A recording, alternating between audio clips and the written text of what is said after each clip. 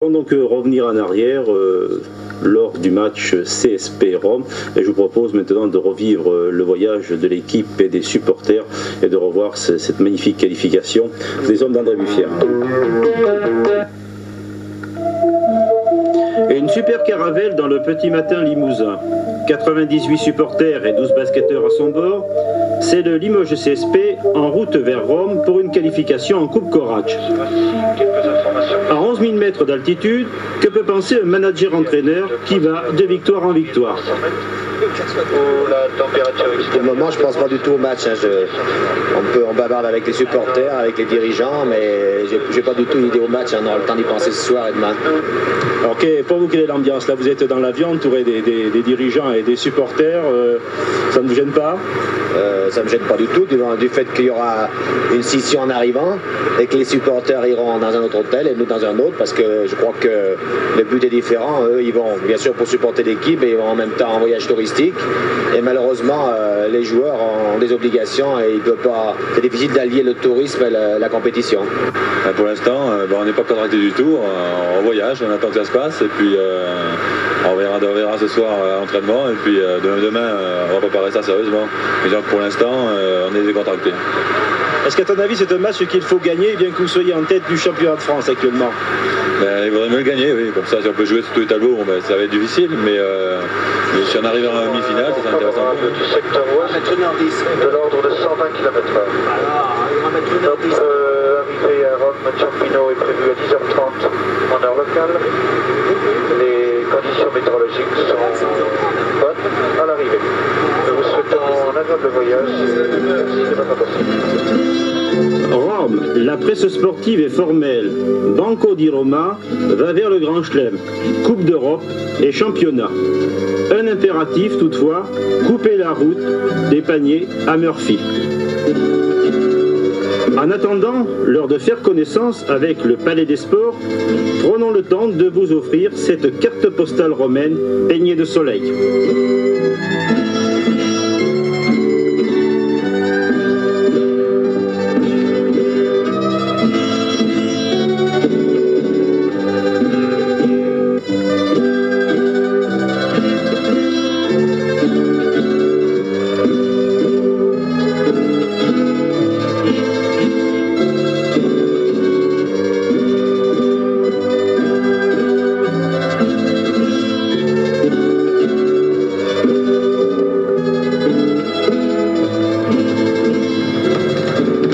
L'entraînement que va conduire André Buffière, le pape des entraîneurs, sera sérieux. Chaque joueur voulant la victoire, concentration, application, bonne santé physique et morale, tout semble réuni pour faire de ce match un grand rendez-vous international. Pierre-Dominique, le soigneur attentif et dévoué, connaît bien les possibilités de l'équipe. Sur le plan moral, je pense qu'elle va très bien et que les gars sont montés pour ce match et conscients qu'ils peuvent faire quelque chose. Vous êtes un petit peu à l'écoute de tous les secrets d'alcôve des vestiaires. Alors, qu'est-ce qui se dit avant une rencontre de cette importance, compte tenu que l'équipe est au sommet du championnat de France? Tout le monde fait des projets, tout le monde me donne ses craintes, ses espoirs.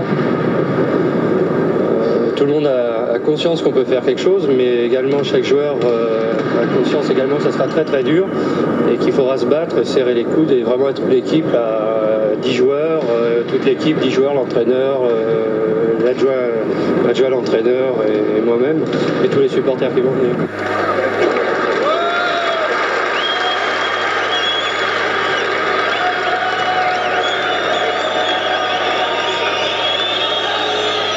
Les joueurs sont très tendus, mais tout le monde est très très motivé. Je pense qu'on va faire un grand match, qu'on fera le maximum pour gagner. Alors quand on regarde André Buffière, on le voit très décontracté ce soir. Par contre, toi, tu vas l'air un petit peu tendu. Je suis très tendu, effectivement, mais je pense qu'on va gagner. J'ai un grand espoir. Qu'est-ce que ça veut dire ça? La concentration des joueurs. Tout le monde veut gagner et je pense qu'on fera le maximum. Ce 2 février, peu avant l'heure du coup d'envoi, les supporters ont pris place dans les gradins d'un palais des sports surchauffé. 2500 Romains face à 98 Limousins bien décidés à soutenir les Verts, coûte que coûte. La marée verte est au rendez-vous, les hordes romaines aussi. L'ambiance s'annonce chaude, les spectateurs en auront pour leur argent.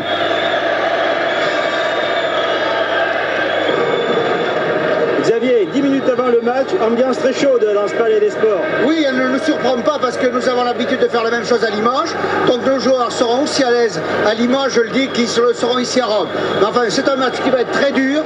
Nous savons ce qui nous attend. Nous avons préparé notre équipe en conséquence.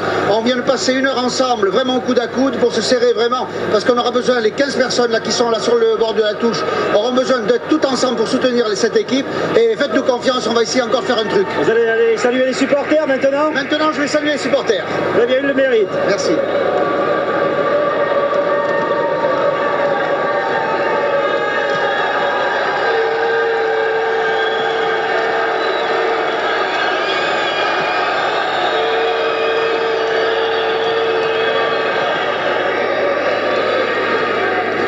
Après le salut du président Limougeot à ses supporters, le match peut commencer.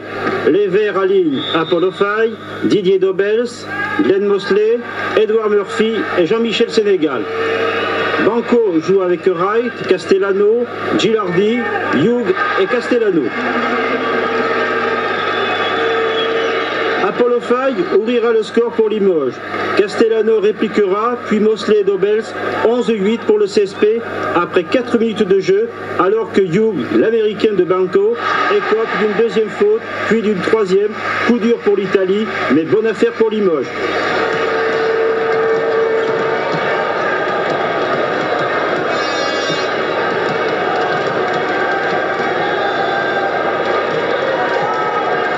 Edouard Murphy, l'américain du CSP, muselé par la défense romaine, Mosley et Richard Dacoury tiendront le match 29-29 après 13 minutes de jeu.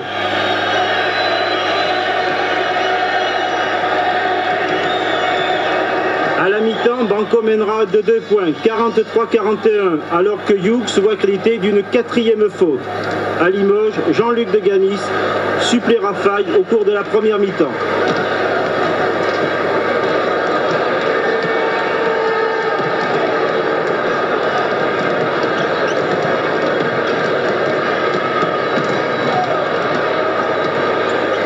Et nous regardons la fin de ce match.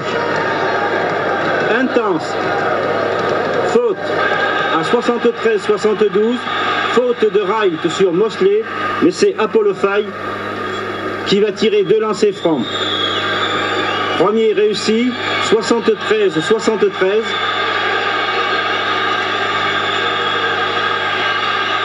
Deuxième lancé d'Apollo Faye, l'homme du match. 2 secondes à jouer. La victoire est pour les Verts. Et regardez bien.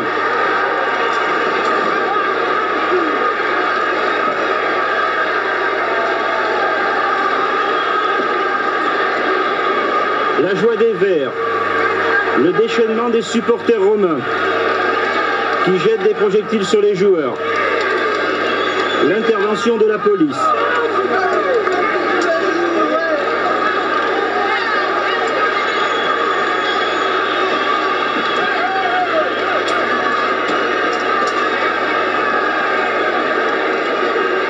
Et puis, ce qui aurait pu être un véritable drame. Touché à l'œil gauche, le président du Limoges CSP s'écroule sur le plancher. Richard Dacoury lui apporte son soutien, puis le médecin du club. Fort heureusement, on le saura plus tard, la blessure sera sans conséquence. Dans les vestiaires, les joueurs peuvent savourer leur victoire avec leur entraîneur. Triste fin de match.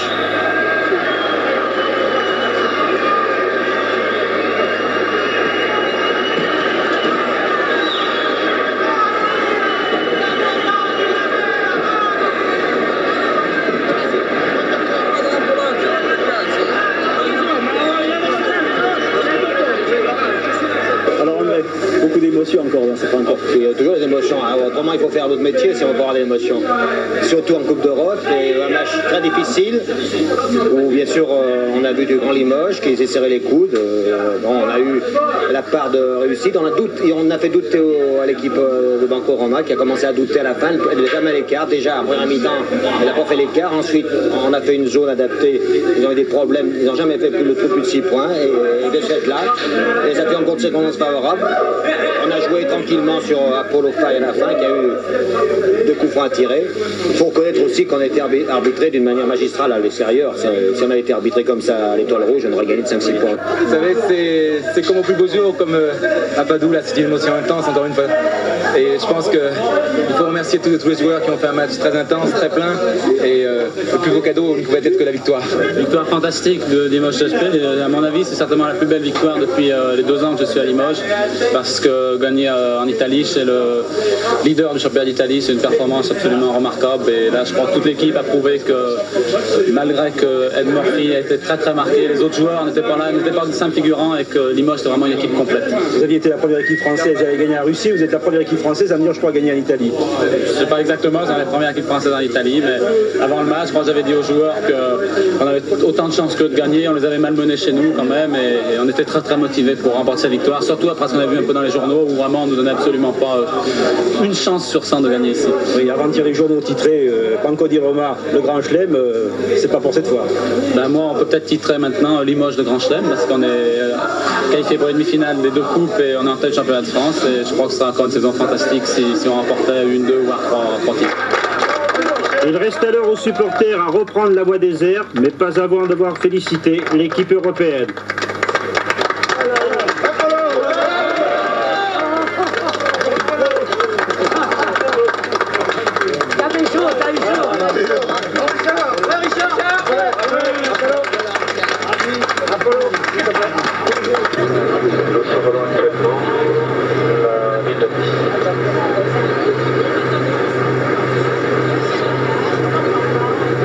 Ils nous ont fait patienter et puis ils ont gagné, c'est le principal. Vous avez cru à la victoire? Ah oui, toujours. Qu'est-ce que vous avez dit qu'ils allaient gagner? Je sais pas, ils ont très très bien joué, ils sont merveilleux. Alors quand vous avez vu Apollo Faye tenter les 2 lancers francs, qu'est-ce que vous avez pensé?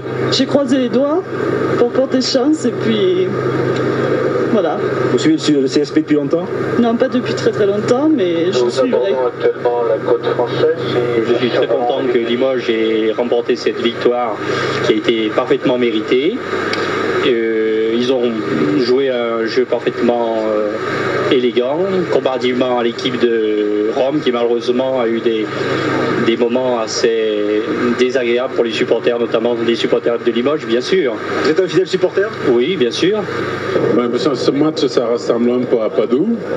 Pour moi, pas pour les autres, parce que j'étais très très mauvais, très très concentré. Quand je veux toujours faire quelque chose de bien, ça tourne parfois par petites précipitations. Et les 2 derniers lancers francs, je pense que c'était pas à moi de les shooter, c'était à Glenn.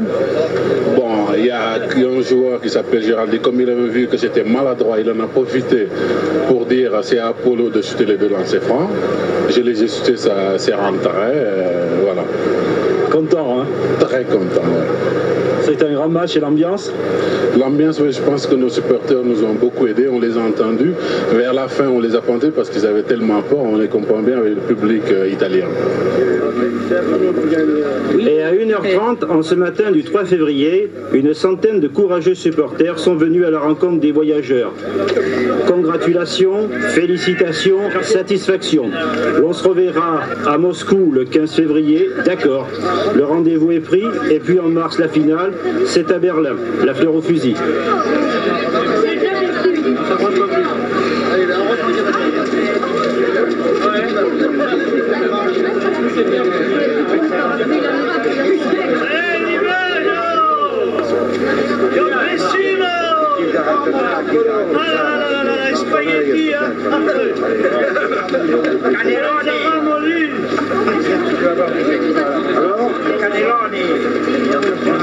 Alors, Polo, fais-moi une bise.